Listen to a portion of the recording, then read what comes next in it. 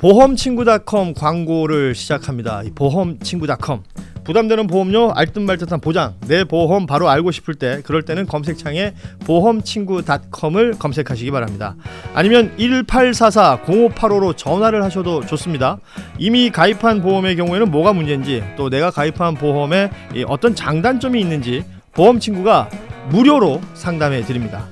암보험, 종신보험, 실손보험처럼 누구나 다 아는 보험부터 화재보험, 배상책임보험, 운전자보험까지 모두 상담이 가능한 보험친구닷컴 검색창에 보험친구닷컴 혹은 화면에 지금 보이는 QR코드를 이용하시거나 전화 1844-0585 어디든 연락 주셔도 이 보험친구라는 여러분의 든든한 친구를 만나게 되실 겁니다. 그리고 공소청이 또 남았죠. 공소청법은 보면 그러니까 검사들이 일하는 곳입니다. 기소를 담당하는 검사들이 일하는 곳 공소청에 대해서는 검사 통제 방안들이 적혀 있는데 검사들 그 적격심사위원회 구성을 좀 다양화한다. 또 법무부 장관이 추천하는 숫자를 줄인다. 그리고 고등공소청, 지금 고등검찰청이 되겠죠. 이 고등공소청 산하에 사건심의위원회를 설치하도록 한다. 그리고 저는 이게 제일 중요한 것 같은데 검사들이 항고나 재항고를 하게 되면 이게 인용률이라는 게 있고 무죄율이 있을 거 아니에요. 이런 것들을 각각 파악하고 그 사유들을 기록한 다음에 이걸 검사들의 근무 성적에 반영한다. 이거 굉장히 중요할 것 같습니다. 대표적으로 검사 윤석열 무죄율이 굉장히 높았던 검사로 유명해요. 그러니까 기소를 한다는 건 검사의 고유 권한인데 기소를 해서 이게 인용이 됐느냐 기각이 됐느냐에 대해서는 책임은 없었다는 겁니다. 지금까지 그 부분에 대한 얘기가 여기 포함이 되어 있다는 것. 그리고 검사들의 정치 관여 관련해서는 처벌 규정을 신설한다. 이런 내용들이 들어 있습니다. 자, 공소청법으로 넘어가서 우리 최혜정 부국장 어떻게 보십니까? 일단은 그 공소청 검사들을 어떻게 견제할 수 있는가 부분에 굉장히 신경을 많이 쓴 것 같고요. 이런저런 것들을 많이 넣었는데 결국은 이게 보안 수사권 논란으로 결국은 또 가지 않나 싶어요. 기승전. 네. 결국은 해서 뭐 그 수사 개시하면 공소청 검사한테 통보해야 되고 뭐 문제 있으면 수사관 교체도 요구할 수 있고 결국은 이제 수사에 어쨌든 개입하겠다라는 그 부분인데 이거 약간 도돌이표처럼 이렇게 계속적으로 돌아가는. 네. 근데 이제 보안 수사권 자체가 이게 굉장히 여러 가지 맥락이 있는데 그 아까 말씀하신 이제 뭐 정치적이고 역사적인 맥락도 있고 그러면서 또 굉장히 그냥 보통 사건들이 있거든요. 좀 사회적 약자들이 연관되어 있는 그냥 사건들 그러면서 사건이 암장되는 경우도 많고 미제 사건 늘어나고 그런 것도 사실 현상이 있는 것도 사실입니다. 이제 그런 것들을 어떻게 그 사이에서 좀 조율을 하느냐 그 부분인데 그 작년에 대통령이 그 기자회견에서 구더기 얘기하셨잖아요. 구더기 없애려고 뭐 장독대를 깰 수는 없지 않나. 저는 그 부분이 앞으로 추후 논의에서 좀 더 반영이 되지 않을까 싶은 그런 생각도 듭니다. 이정주 기자 의견까지는 듣고 이 아이템은 넘어가도록 하죠. 저는 이 권력기관 논의할 때 맨날 드는 이제 격언이 하나 있는데 이게 그 미국의 전직 대통령이기도 하죠. 제임스 메디슨이 이 상권 분립을 도입할 때 어떤 얘기를 했었냐면 욕망을 욕망으로 견제하라 이런 얘기를 하거든요. 이게 법의 정신이에요. 근데 난 이런 거 멋있는 것 같아. 뭐 미국의 몇 대 대통령이 뭐라 그랬어 뭐 이런 거. 좋다. 좋아요. 준비해왔습니다. 좋아요. 너무 좋아요. 그러니까 이게 상권 분립 사람들은 그 소위 말해서 체크 앤 밸런스 이제 견제와 균형이라는 게 우리가 이제 서구에서 갖고 온 건데 우리나라는 과거에 원님 재판했잖아요. 행정부 사법부가 동일체였어요. 그렇죠. DJ를 네가 알았다. 줄이 틀고. 그러니까 이런 걸 방지하기 위해서 서구에서 이거를 먼저 그쪽에서 태동이 됐거든요. 근데 욕망으로 견제하는 소리는 무슨 말이냐면 완벽한 집단은 없습니다. 그러니까 재판조차도 판사조차도 우리가 조이대 커트 보잖아요. 조이대가 신입니까? 조이대가 뭐 완전 무결한 사람이에요. 그래서 뭐 71년 만에 지금 구속 취소 같은 거 가만히 있고 서부지검 난동 아무 말도 안 하고 윤석열 뭐라 해도 자기 멘트 하나도 안 하잖아요. 그러니까 그런 어떤 사태가 있기 때문에 제가 서구가 다 옳다는 게 아니라 그게 나온 취지는 결국은 검찰의 이런 권력조차도 민간에서 결국 견제하는 게 서구 민주주의 현재까지 발명된 끝단이에요. 그게 무슨 말이냐? 검사장 직선제. 이를테면 어떤 사람들은 그렇게 얘기를 해요. 아니 그럼 검찰까지 뭐 미국 같은 거 주별로 사실은 법원장도 선출직이 있거든요. 모든 판사를 선출하지는 않습니다. 그렇습니다. 그 장을 선출하는 거예요. 근데 그게 민주적 통제를 위해서 그렇거든요. 다 해봤는데 판사 앉혀서 승진 자기들 일원화 돼가지고 같은 물에서 연수원 몇 기, 서울부대 몇 기 해가지고 다 짬짬이 합니다. 미국도 그런 역사를 겪었어요 이미. 그래서 위로 올라갔더니 안 되겠다. 얘네는 권력은 폐쇄되면 무조건 부패되는구나. 그래서 민간의 어떤 견제가 들어갑니다. 그게 배심제도이고 기소마저도 배심제를 이용해요. 어떻게 보면 대배심제가 있죠. 네, 대배심제로. 그러니까 그런 다양한 수단을 좀 동원해서 이거를 좀 더 넓혀서 생각을 해야지. 현재 공소청 이 문제 가지고는 저는 개인적으로 봤을 때 이것도 검찰 내에서 검찰을 쪼으려고 허들을 만드는 거예요. 예. 근데 자체 허들은 무너지게 돼 있어요. 그래서 좀 더 오픈해서 민간에서 할 수 있는 좀 그런 상상력이 필요하죠. 좀 전에 그 윤석열 그 무죄율이 높은 걸로 유명했다 그래서 농담 하나 드리면 같이 일했던 분이 그 윤석열의 오만에 대해서 얘기를 하는데 야 윤석열 승률이 몇 %인지 알아 이래요. 그래서 뭐 이기는 것도 있고 지는 것도 있을 테니까 뭐 한 대략 뭐 그래도 유능한 검사라고 소문 났었으니까 한 7-80% 되는 거 아닙니까? 그랬더니 100%라는 거예요. 기소하고 나몰라라 땡치고 하니까 계속 기소하고 그래서 자기는 항상 100% 이겼기 때문에 오만하다 이거예요. 네. 자기 마음속에 그런 농담을 한 적이 있어요. 이겼다는 건 이제 스스로 네. 이겼다는 네, 거예요. 네, 실제 그렇죠. 재판 가서 네. 결론은 그렇지 안 나는 경우들이 많아서 지금 이정주 김자 띄엄띄엄 봤었는데 괜찮아 보인다는 분들의 댓글들이 많이 올라오고 제가 있습니다. 좀 띄엄띄엄하게 보이죠. 제가 멜빵 메고 다녀서 그래요. 네. 자, 이 이야기는 쉽지 않은 이야기이고 저는 모르겠어요. 법을 만드는 사람들의 그 취지를 선회한다 하더라도 법이 어떻게 악용되는가를 우리가 봐왔던 아까 역사적 맥락을 얘기해 주셨는데 그 부분에 대한 견제, 통제 여기에서 어떤 해답을 찾아야 되지 않을까라는 생각은 듭니다만 일정 인원 몇 명이 모여가지고 뭘 만들었잖아요. 그럼 또 그 일정 인원 그 몇 명에 대한 공격이 당연히 들어갑니다. 그렇죠.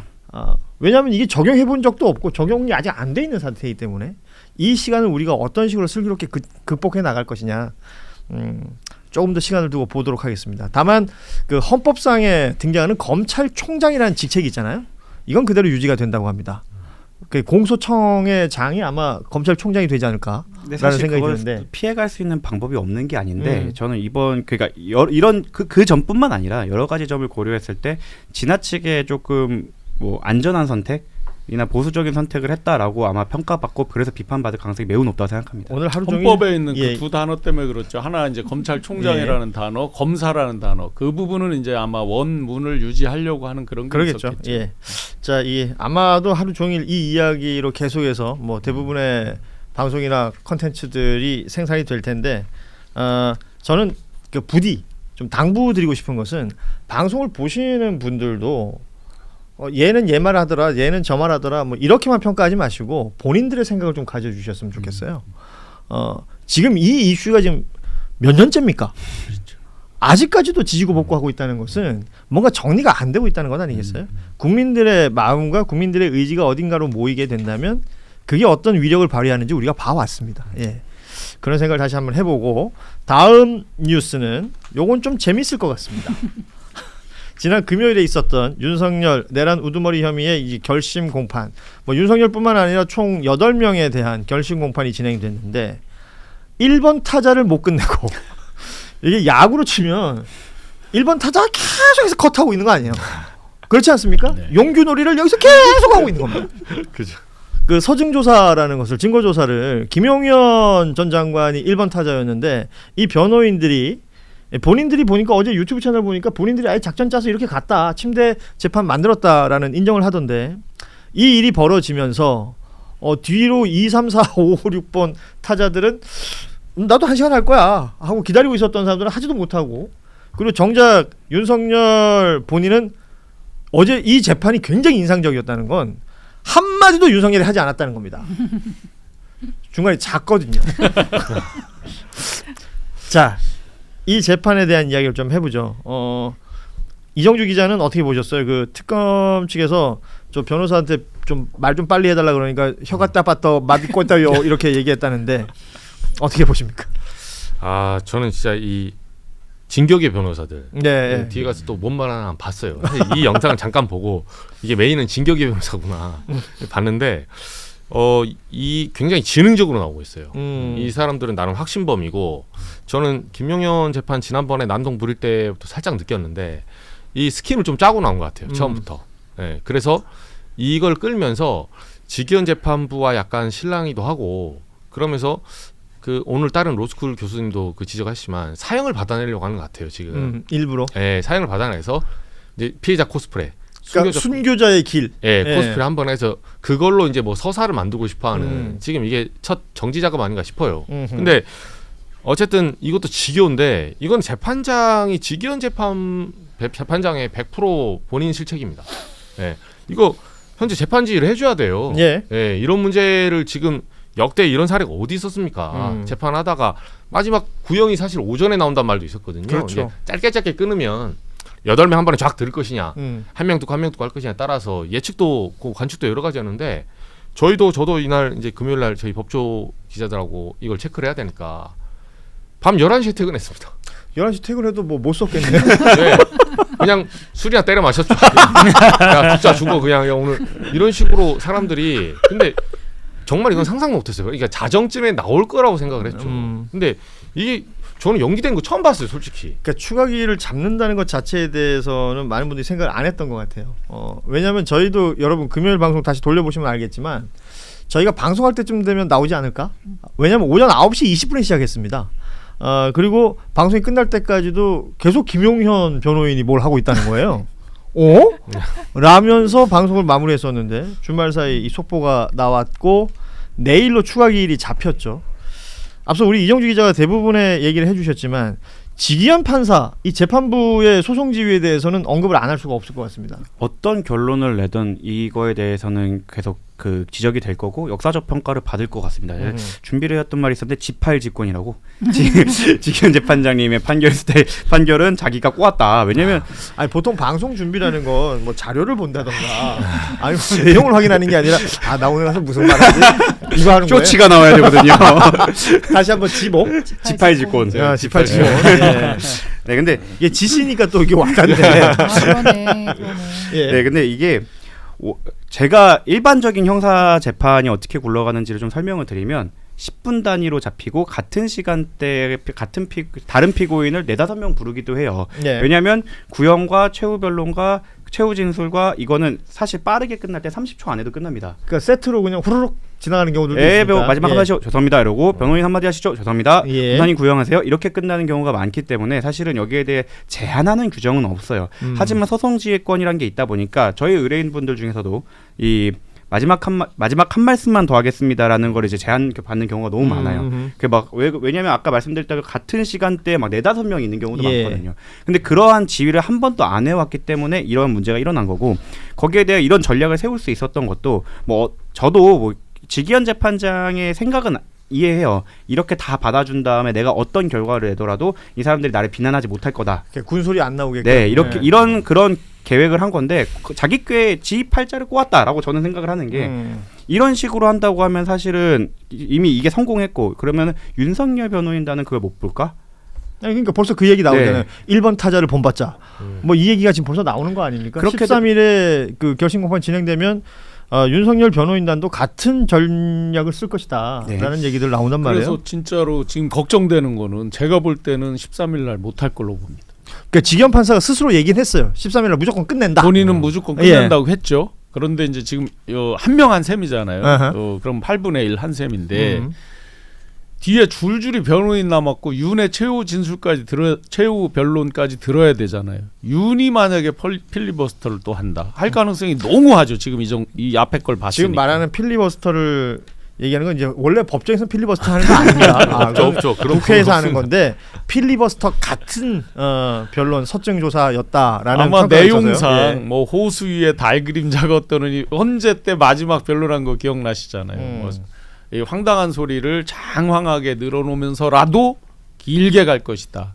그러면 이제 13일 날 만약에 못하게 되면 또 날짜 잡아야 되고 어쨌든 인사 이동의 대상인데 그 부분에 대해서 또 계속 유임시키면서 한다 하는 것도 쉽지 않을 수 있고 현실적으로 하여튼 그들의 전략에 말릴 수 있다. 만약에 진짜 직위원 재판장의 의지가 있다면 그 형사소송법에 있는 소송지휘권 해서 예를 들어서 저기마다 10분씩만 하고 마무리해라라든지 단호하게 그걸 자기의 직권이잖아요. 그게 진짜 고유의 권한이잖아요. 재판장. 여기 제가 이것 좀 소개해드릴게요. 형사소송규칙 145조 이건 원래 변호사가 해야 되는 거 아니에요?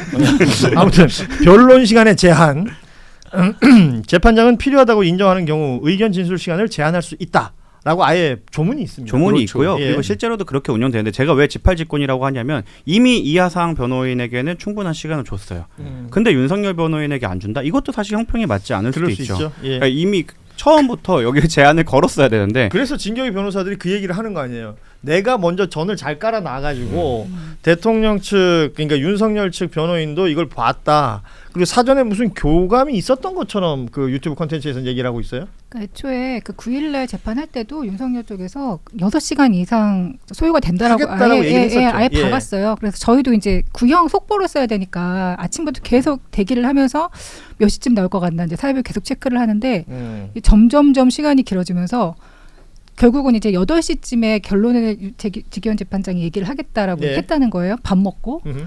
그러더니 이제 9시쯤에 그러면 기일을 이제 추가로 잡겠다라고 결론이 나온 건데, 그러니까 지금 우리 정국인 변호사 말씀하셨지만 김용현한테 시간이 그렇게 줬기 때문에 이제 끊을 수가 없어요. 그러겠죠. 예. 그리고 이분들이 연로하잖아요. 그러니까 김용현 그리고 윤석열 나 너무 머리 아파가지고 나 못 있겠어요. 그러니까 낮아빠질 수도 있단 말이에요. 그러니까 그럴 경우에 여러 가지 경우의 수가 우리가 이제 항상 예상치 못한 일들이 벌어지기 때문에 설마 했던 일들이 벌어지기 때문에 모든 가능성을 대비를 해야 되고 지금 지규현 그 재판장의 그 재판을 진행하는 상황을 봤을 때 과연 진짜 13일에 끝낼 의지는 있나. 그러니까 이게 너무 걱정스러워. 상상하지 못한 이게 상식적이지 않잖아요. 근데 그게 또 실현될 것 같은 그런 불안감들이 있는 거죠. 그래요. 지금 이 시간 속보로 올라온 내용을 좀 전해드리겠습니다. 이 재판은 참 빠르게 진행이 됐군요. 서울중앙지법 형사합의 32부 류경진 재판장이 진행했던 재판입니다. 그러니까 내란 특검에서 기소했던 내용이고요. 내란 중요 임무 종사 등의 혐의로 구속 기소됐던 이상민 전 행안부 장관 징역 15년 구형했다라는 속보가 나왔습니다. 자, 구형 15년 그러니까 한 인물이 또 떠오르죠. 오윤혜 씨하고 이제 특수관계인 한덕수 전 총리와 구형량이 이렇게 되면 같아지네. 뭔가 약간 그 규칙 같은 게 만들어지는 것 같기도 해요. 어느 정도의 그 자체적인 양형 기준이 세워지는 것 같고 실제로 서울구치소를 가면 유일하게 일반 일반 재소자처럼 매번 이제 변호인 접견을 하고 있는 사람이 저분이시더라고요. 제가 요즘에 갔을 때 본 사람이 이상민 전 장관밖에 없었습니다. 그래서 변호사 세 분의 그 둘러싸여서 그 좁은 방에서 계속 하고 있었는데 아마도 이렇게 빠르게 그러니까 일반 형사 사건처럼 빠르게 진행되기 때문에 계속 조력을 받는 게 필요했기 때문에 그렇지 않을까 싶습니다. 지금 보면 아시다시피 그 지난 내란 국면에서 한겨레를 비롯한 특정 언론사들 단전단수를 소방청에 지시해서 내란에 가담한 혐의 이게 이제 재판을 받았던 주요 혐의가 되는 것인데 2월 11일 헌재에서 그러니까 탄핵 심판 증인으로 그러니까 윤석열 탄핵 심판 증인으로 나와가지고 거짓말했던 내용들까지 여기 다 들어가는 거죠. 단전단수 그렇죠. 지시한 적 없다 등등 이런 내용까지 모두 포함되어서 법원에서 지금 재판이 진행 중이었고 특검에서는 징역 15년을 구형했다라는 속보까지 전해드리고요. 자, 그 앞서 지기현 재판부가 진행하는 이 내란 우두머리 혐의 윤석열 그 혐의에 대한 이 재판 결심 공판이 다음 기일로 미뤄질 수도 있다. 내일 지금 추가 기일이 잡혀 있지만 내일이라고 뭐 별다르겠느냐. 윤석열 측 변호인도 앞에 했던 내용을 봤다라는 부분들까지 생각해 보면 늘 이 자리에서 얘기했지만 이제 법원의 판사들의 인사 이동이 있고 그럼 지기현 판사가 인사가 돼서 새로운 판사가 들어온다. 예를 들어. 그러면 이 재판 처음부터 다시 해야 된다면서요? 원칙적으로는 그냥 가름을 합니다. 이거 읽은 걸로 하겠습니다. 다 읽어보셨죠? 이러면서 다 이렇게 모든 판사가 말투가 그렇지 않습니다. 네. 그런데 아마도 이 재판 이건 다 곽수산 때문입니다. 아마도 새로운 재판부가 오게 되면은 이 사건 같은 경우에는 이상하게 또 원칙대로 하겠죠. 지금 서중조사라고 하는데 서중조사도 네 보셨죠? 취직 의견서로 제출하셨고 변호인들 읽으셨죠? 하고서 원래 종결되는 게 보통인데 이렇게 오래 걸린 것처럼 아마 공판 재개도 아마 몇 달이 걸릴 거라 생각합니다. 그래서 지기현 재판장도 본인 약속한 것도 있고 여론의 지탄을 받을 것도 알고 있기 때문에 분명히 자기가 떠나기 전에 선고를 할 거고 선고 일자는 대충은 정해져 있다고 봐요. 근데 제가 계속 지팔직군이라는 게 그러면 그 시간 내에 판결문은 이미 다 썼을 수도 있습니다. 솔직히 말씀드려서 다 썼는데 이 절차를 계속 끌고 가야 되기 때문에 이건 본인이 책임져야 되는 부분이다. 그렇다고 해서 선고기일을 미룰 수도 없을 거다라고 생각을 합니다. 자, 아무튼 뭐 선고가 중요한 부분이겠죠. 구형도 당연히 중요한 것이지만 선고도 중요하고 그 일정이라는 게 이런 식으로 소위 말하는 침대 재판 전략을 짜고 있는 변호인단들 때문에 늦춰질 수는 있겠으나 이 자체가 일단 말이 안 되는 건데 이게 어찌됐건 지기현 판사에 대한 소송 지휘 문제 제기를 하지 않고 있는 조희대 대법원 모두를 우리가 지금 뭐 보고 있는 것이고요. 이 이후에 이런 상황들이 또 벌어져서는 안 될 것이기 때문에 여기에 대한 대책도 분명히 있어야 될 것으로 보입니다. 뭐 이 뉴스는 이쯤에서 가름하고 보험친구닷컴 광고를 시작합니다. 이 보험친구닷컴 부담되는 보험료 알듯말듯한 보장 내 보험 바로 알고 싶을 때 그럴 때는 검색창에 보험친구닷컴을 검색하시기 바랍니다. 아니면 1844-0585로 전화를 하셔도 좋습니다. 이미 가입한 보험의 경우에는 뭐가 문제인지 또 내가 가입한 보험에 어떤 장단점이 있는지 보험친구가 무료로 상담해 드립니다. 암보험, 종신보험, 실손보험처럼 누구나 다 아는 보험부터 화재보험, 배상책임보험, 운전자보험까지 모두 상담이 가능한 보험친구닷컴 검색창에 보험친구닷컴 혹은 화면에 지금 보이는 QR코드를 이용하시거나 전화 1844-0585 어디든 연락 주셔도 이 보험친구라는 여러분의 든든한 친구를 만나게 되실 겁니다.